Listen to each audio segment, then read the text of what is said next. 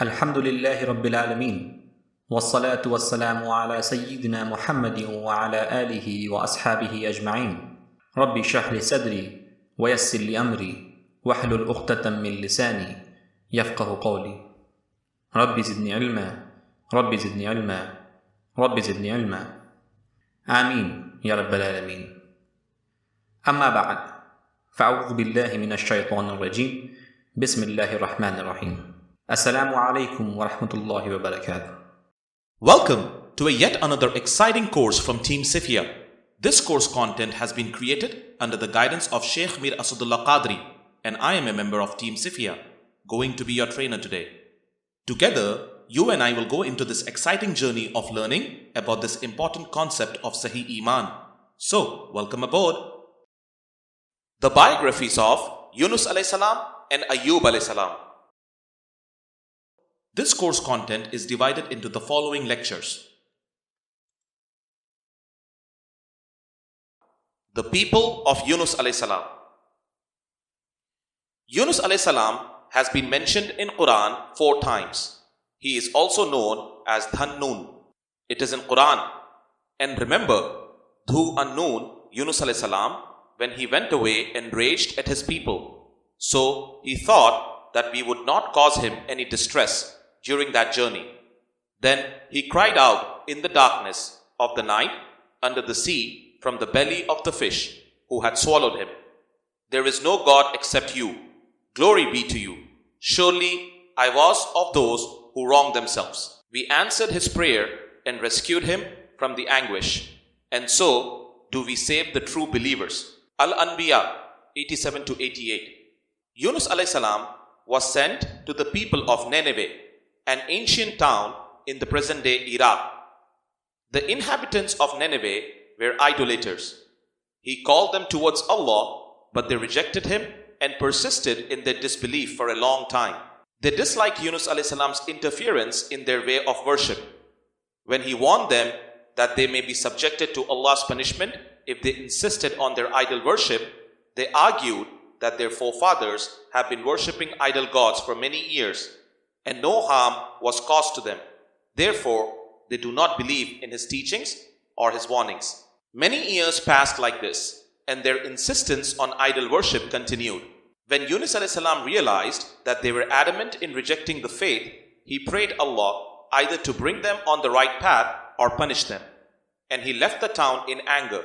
Before going away from the town, he gave them 3 days to realize their mistake, at the end of which they will be subjected to Allah's wrath. This threat was to bring them to the right path, and it worked for their benefit. Even though his people rejected his teachings, they were aware that Yunus alayhi salam was honest. When he left the town, they saw dark clouds appear over their heads. They got panicked and ran away from their homes to the desert with their children and cattle and flocks. They separated the mothers from their children and pleaded to Allah for forgiveness. They were forgiven for their misdeeds as they repented and believed in what Yunus alayhi salam preached them. It is in Quran. Then has there not been a single city that believed, so its faith benefited it except the people of Yunus alayhi salam. When they believed, we removed from them the punishment of disgrace in worldly life and gave them enjoyment for a time. Yunus 98. Yunus alayhi salam leaving the town proved to be a blessing for his people, as they realized that what he used to say was right. As he was absent during this ordeal, they could not request him to plead to Allah on their behalf. As a result, they got panicked and started repenting for their past misdeeds in all sincerity with Allah. The people of Yunus alayhi salam are the only ummah among the past several prophets who were pardoned after the punishment became imminent to them. Quran testifies to this fact. It is in Quran. Prophet Muhammad does not say anything with his self-desire, except that this is the revelation which is coming to him from Allah. An-Najm 3-4. Leaving the town was an act of benevolence for his people, even though Prophet Yunus alayhi salam personally went through severe hardship. Prophets do not hate their people. Even in testing times, they pray for their welfare. We do not know what Yunus alayhi salam intended to do after leaving his people. One thing is confirmed, that he left them in the hands of Allah and wanted to live separately from them for a while to see what Allah decides for them. Even while he was leaving the town, his heart was crying for Allah's beneficence for his people, as prophets cannot see the suffering of their people. He did it as a last resort to help his people, and his sacrifice worked in their favor. Surely Allah listened to the prayers of Yunus alayhi salam, as his people were forgiven. When Yunus alayhi salam left the town, they searched for him frantically, as they witnessed the punishment for their crimes became imminent. They prayed giving the wasila of Prophet Yunus alayhi salam and testified that they believe in him with all sincerity. Based on these prayers, they were forgiven. It is in Quran, if they had only, when they were unjust to themselves, come to you and asked Allah's forgiveness, and the apostle had asked forgiveness for them, they would have found Allah indeed after returning, most merciful. An-Nisa 64.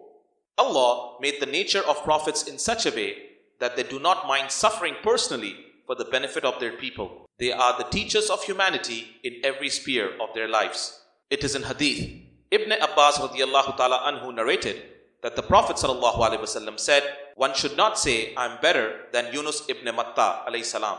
Sahih Bukhari. Prophet Yunus alayhi salam was swallowed by a fish. After leaving the town, Yunus alayhi salam traveled in a ship. During the journey, the ship was caught in a sea storm. The people in the ship got panicked and feared that they could be drowned. As it was the custom those days, they would cast lots to identify the person who was the cause of their misfortune. Whoever was identified, they would throw him into the sea for the ship's safety. It so happened that when they cast the lot, the draw went against Yunus alayhi salam. It is in Quran, and he, Yunus alayhi salam, drew lots and was among the losers. As-Saffat 141. Yunus alayhi salam stood up, removing his outer garments, and threw himself into the sea in the darkness of the night. A large fish appeared on the scene and swallowed him and went deep into the sea. Yunus alayhi salam remained alive in the belly of the fish for about an hour or so, and he prayed Allah, seeking his mercy from the darkness of the belly of the fish. His prayer was answered. The fish came back on the surface of water and spewed him out on a beach which had thick vegetation. It took some days for Yunus alayhi salam on the beach to get fully healed, as his skin was partially burnt. Prophet Yunus alayhi salam returned back to his people. After Yunus alayhi salam recovered fully, he went back to his town and was happy to know his people were following his teachings sincerely. Prophet Yunus alayhi salam lived in his people for as long as Allah wished, until he died and was probably buried in Nineveh town, located in the present-day Iraq. Alright, this concludes the lecture. Take a breather, and we will get back in a minute to continue this journey of learning.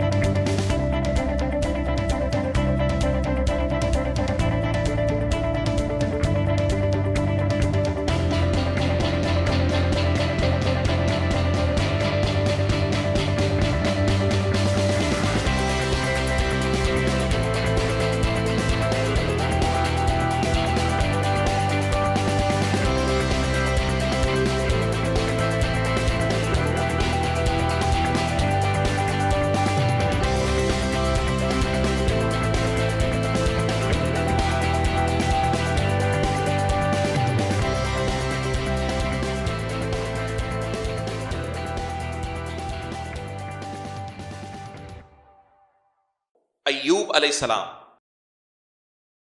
Prophet Ayyub alayhi salam was the descendant of Prophet Isa alayhi salam. He lived in Syria. He was very humble. He used to glorify Allah devotedly. He was provided with many bounties like big house, lands, farms, livestock, servants, and many children. Allah has praised Ayyub alayhi salam in the Quran. It is in Quran, what an excellent servant he was. Indeed, he constantly turned to Allah. Sa'd 44. Ayyub alayhi salam has been mentioned in Quran 4 times. It is in Quran, "Indeed, we have revealed to you, O Prophet sallallahu alaihi wasallam, as we have revealed to Nuh alayhi salam and the prophets after him. And we revealed to Ibrahim alayhi salam, Ismail alayhi salam, Isa alayhi salam, Yaqub alayhi salam, the descendants Isa alayhi salam, Ayyub alayhi salam, Yunus alayhi salam, Harun alayhi salam, and Sulaiman alayhi salam, and to Dawood alayhi salam we gave the book of Psalms." An-Nisa 163. It is reported that once angels were discussing about Allah's servants, how some of them were humble and others were arrogant. One of the angels remarked, "The best servant he has seen on planet Earth at that time was Ayyub alayhi salam, who displayed great patience and is always involved in the zikr of his Lord." The angel said, "He is an excellent model for people at that time. Allah has blessed him with a long life, riches and servants. He is very generous to the needy and never hesitates to helping the poor." Iblis overheard the conversation of angels and was annoyed as he felt jealous of Ayyub alayhi salam. He vowed to tempt Ayyub alayhi salam for corruption and disbelief and started distracting him in his prayers. When Iblis' attempts failed, he complained to Allah, saying that although Ayyub alayhi salam was continuously glorifying him, he may not be doing it out of his sincerity, but to please him in order to safeguard his wealth. It may all be a show and all out of greed. The Satan said, "If you remove his wealth and other benefits, you will find that his tongue will no longer mention your name and his praying will stop." Allah told Iblis that Ayyub alayhi salam was a sincere servant. He did not pray because of his favors. To prove Satan the depth of Ayyub alayhi salam's sincerity and patience, Allah allowed Satan to do whatever harm he and his helpers wished, but they will find him always thankful to his Lord. Thus, the great trial of Ayyub alayhi salam began, and Satan did everything possible. Ayyub alayhi salam was stripped of all his wealth and possessions, but it did not matter to Ayyub alayhi salam, as he remained committed to the glorification of Allah. Then Ayyub alayhi salam lost all his children, one by one. Then he lost his health, as he was afflicted with a loathsome disease with terrible pain. The disease worsened day by day to an extent that people of his community abandoned him outside the town, where no one visited him except his wife, who remained with him through all these trials. She worked in the homes of people to make a living and to look after him who was abandoned alone. Even in this condition, Ayyub alayhi salam did not lose heart and remained steadfast in the glorification of Allah. It is in Quran, "And remember our servant, Prophet Ayyub alayhi salam, when he called, 'My Lord, Satan has afflicted me with hardship and suffering.'" Sa'd 41. The wife of Ayyub alayhi salam remained steadfast in serving him during his long illness. It is reported that one day she could not find anything to feed her husband. In desperation, she sold her hairs to a rich woman, and with that money, she bought food for him. Ayyub alayhi salam was a prophet. He knew she sacrificed her hairs for buying him the food. However, he was not happy for her for doing it even for the noble cause. He did not like her hair used by someone else as her own hair. He thought that once he gets over his illness, he will whip her the required lashes for this act. This shows how sincere the prophets are in their day-to-day lives. Ayyub alayhi salam remained in the state for about 18 years. Then, one day, he prayed. And remember Ayyub alayhi salam when he called his Lord saying, "Hardship has afflicted me, and you are the most merciful of all those who have mercy." Al-Anbiya 83. Allah responded, we responded, "Strike the ground with your foot. Here is a spring for you for cool bath and drink." Sa'd 42. The moment he struck the ground with his leg, a fountain sprung over him. He took bath in it and drank from it, and all his afflictions were removed from him, and he became as sound as he had been earlier. His wife was not there at that time. When she returned, she did not recognize her husband standing in front of her hale and hearty.